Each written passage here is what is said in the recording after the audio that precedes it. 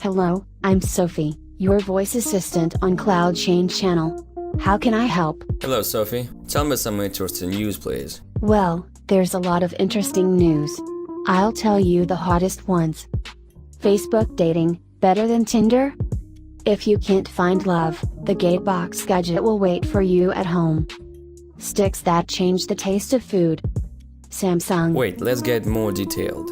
Facebook Dating doesn't plan to launch a standalone dating app, which should temper expectations about how deeply it's diving into Tinder and Match Group's territory. The feature will be based inside Facebook's main app, alongside its many other utilities buried beyond the home screen. It's not ready for the public yet, but company employees are now internally testing it, though they're warned that it's not for dating their coworkers. Facebook gave a preview of its dating features back in May, at its F8 conference. Now we're getting an early look at its onboarding process, thanks to screenshots pulled from the Facebook app's code by mobile researcher. The designs give a sense of the more mature vibe of Facebook dating, which seems more purposeful for finding a serious partner, than a one-night stand.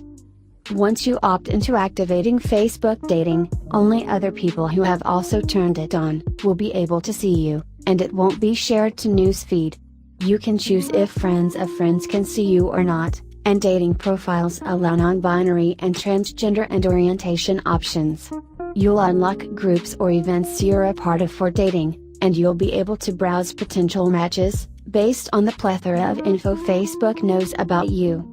If two people express interest in each other, no swiping, they can text each other over Messenger or WhatsApp. I think it's too early to remove Tinder. I agree, but you can write in the comments whether you use Tinder. Now you will have someone waiting at home. In Japan, they've launched holographic anime helper in mass production. It's a smart speaker, which will help the owner and entertain him. But this is not just like Google Home, or Amazon Alexa. The device includes a holographic anime girl. And, judging by the promo, manufacturers do not exclude that it can replace the real one. Gatebox started to sell them already in 2016, but the amount was only 300 copies, which were immediately sold out. The price for the device, looking at which, thinks, that's the future has arrived, was not democratic. A 3D girlfriend was offered for $2,500. But now Gatebox is putting it in mass production. Another great news for all who dreamed of this device, the declared price is reduced exactly twice. Also, the manufacturers say that it has been improved for serial production. It has all the functions of a standard voice assistant. It is able to recognize speech, and the new version is also equipped with sensors for face recognition and movements.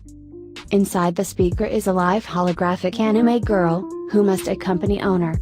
However, promo video showed that this relationship can go further. The advertisement shows how Gatebox called the owner, and asks when he is going to come home. And when the owner comes, she hints, "Have you forgotten what day it's today?"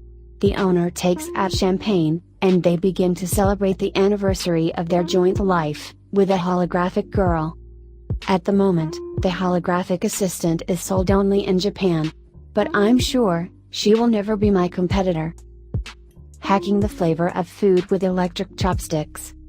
In recent years, there has been a growing interest in the potential benefits, and new applications, that may be afforded by incorporating digital flavor augmentation technologies, into traditional eating and drinking experiences. Although, many studies have shown how controlled olfactory, visual and auditory cues can impact flavor experiences. Hence, we have created two utensils, a pair of chopsticks and a soup bowl, that apply controlled electrical pulses to the tip of the tongue, during consumption in order to augment flavors, through electrical stimulation. As such, in this paper we present a study, that aimed to evaluate the impact of electric taste augmentation, on two types of eating experiences, consuming mashed potato, and miso soup.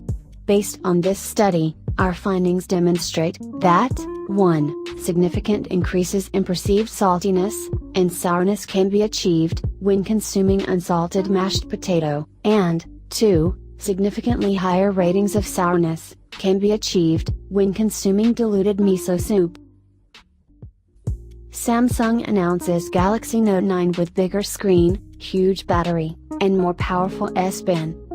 Samsung is coming off of a disappointing launch for its Galaxy S9, but that doesn't mean the company is shaking things up for its next major smartphone. The Galaxy Note 9 is officially announced, and Samsung is doubling down on everything that the Note series represents: productivity and performance. It has the best specs you'll find in any flagship Android phone. The screen is bigger, its S-Pen has more tricks than ever before, and the battery is huge. Oh, and Samsung's DeX software is now built right into the phone, no dock required, so you can plug it into any external display for a desktop-like experience.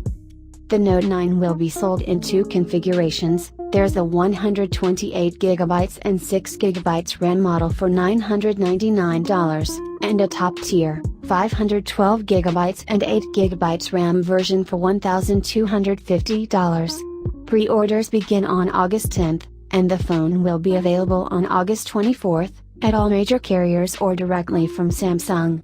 By looks alone, the Note 9 is nearly identical to its predecessor, save for the rear fingerprint sensor, that has been moved to a more sensible spot below the camera. All of Samsung's other hardware signatures, like water resistance, fast wireless charging, expandable microSD storage, and the headphone jack, are still here. Toss a 512GB microSD card into the 512GB Note 9, and you'll have a phone with 1TB of storage. That's nuts. The Note 9 ships with Android 8.1 Oreo, and the same user experience as Samsung's last several phones. Samsung Pay is still present, and having the ability to mimic a credit card's magnetic stripe at stores, where NFC payments don't always work. What is the fastest animal on the planet? Cheetah? Falcon? Sailfish? Georgia Tech assistant professor, Saad Bamla, would like to add the Spirostumum ambiguum to the list. Spirostumum is a tiny single-celled protozoan that achieves blazing fast acceleration while contracting its worm-like body. Common to many lakes and ponds, the Spirostumum ordinarily moves using tiny hairs called cilia. But its claim to speed involves extremely rapid acceleration while contracting its body when startled. The creature can shorten its body by more than 60% in a few milliseconds, going from a 4mm flat ribbon to the shape of an American football, all without the kind of muscles humans use. How it does that, and how it does that, without damaging fragile internal structures, is part of a 4-year National Science Foundation. The physics and mathematics of the answers could help advance nanotechnology and accelerate a new generation of robots barely large enough to see with the naked eye.